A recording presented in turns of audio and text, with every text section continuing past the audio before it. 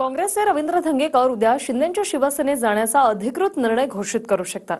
उद्या त्यांनी कार्यकर्त्यांची बैठक बोलावली, पण त्याआधी अजित पवारांच्या राष्ट्रवादीकडून धंगेकरांना ऑफर देण्यात आली।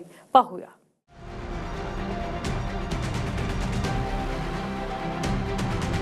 कार्यकर्त्यांशी बोलतो, जाताना काही लपून जाणार नाही किंवा येताना लपून येणार।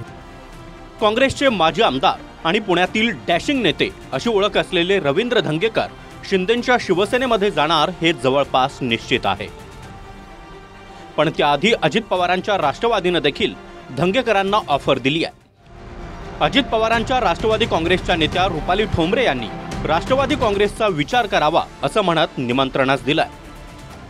रवी भाऊ, आपण हाडाचे कार्यकर्ते, सक्षम लोकप्रतिनिधी आहात। निवडणुकीमध्ये हारजीत चालतच असते, नेतृत्व कामाची पद्धत थांबत नसते।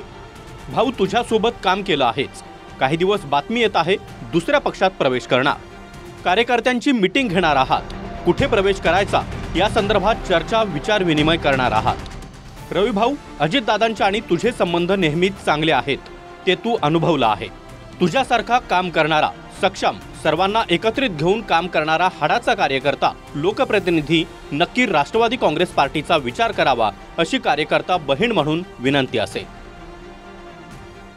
पक्षवाढीसाठी मी ती निस्वार्थ रवी भाऊंना साथ घातली की शिंदेंच्या शिवसेनेचा विचार करण्यापेक्षा तू जर राष्ट्रवादी काँग्रेस पक्षाचा विचार केला तर नक्कीच पक्षालाही त्याची मदत होईल आणि त्यांनाही त्याची जी कामकाज पद्धत आहे त्यालाही माननीय अजितदादांचा पूर्ण साथ मिळेल। अजित पवारांच्या राष्ट्रवादीनं धंगेकरांना ऑफर दिली असली तरी धंगेकरांनी आधीच भगवं स्टेटस ठेवून सूचक इशारा दिलाय आणि धंगेकर उद्या आपल्या कार्यकर्त्यांसोबत चर्चा करणार आहेत। त्यासाठी एक बैठक देखील धंगेकरांनी आयोजित केली आहे।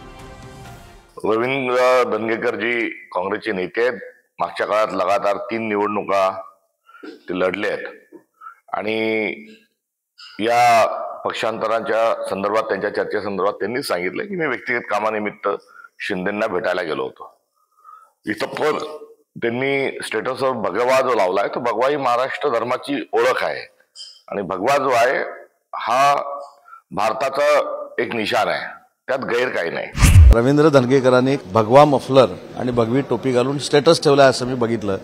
त्याच्यावर मी असं सांगितलंय त्याच्यावर जर धनुष्यबाण आलं तर आम्हाला आवडेल आणि मी त्यांना निमंत्रण दिलंय की त्यांच्यासारख्या सर्वसामान्य एका कार्यकर्त्याला जर ताकदीनं काम करायचं असेल, सामाजिक क्षेत्रामध्ये काम करायचं असेल तर एकनाथ शिंदे साहेबांशिवाय पर्याय नाही, असं काल मी त्यांना निमंत्रण दिलेलं आहे। आता तरी काँग्रेसमध्ये आहेत आणि 2 दिवसात ते चर्चा करणार याचा अर्थ त्यांचा निर्णय झाला असेल।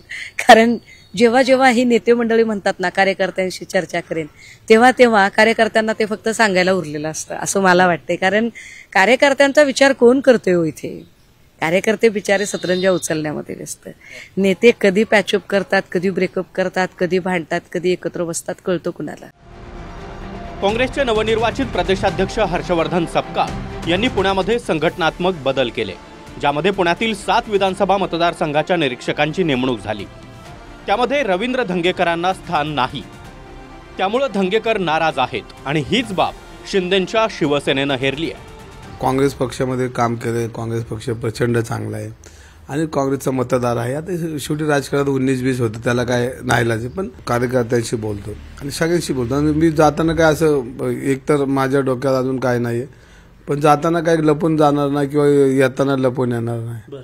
शेवटी आता मला सगळ्यांशी बोलावं लागेल आणि त्यांच्याशी मी माझं मत त्यांना मी पहिलं सांगितलं की आपण कुठं नको जायला, आपण इथं लढू, रस्त्यावर लढू। का आता इतक्या वर्ष दिलेत ना समाजाने आपल्याला, पण आता जे काय त्यांच्या डोक्यातलं आता मी आज नाही पण 1-2 सोमवारी मंगळवारी बोलणार।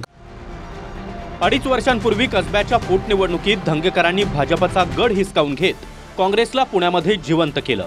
धंगेकरांनी भाजपच्या हेमंत रासने यांच्यावर 11,000पेक्षा अधिक मतांनी मात केली।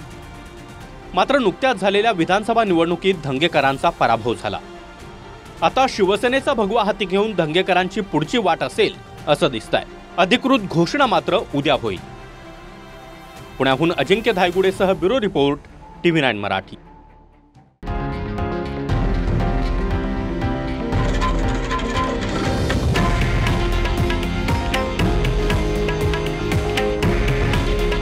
हे आहे देशातील नंबर 1 न्यूज नेटवर्क आणि आपण पाहत आहात TV9 मराठी. काळजी तुमची, हित महाराष्ट्राचं.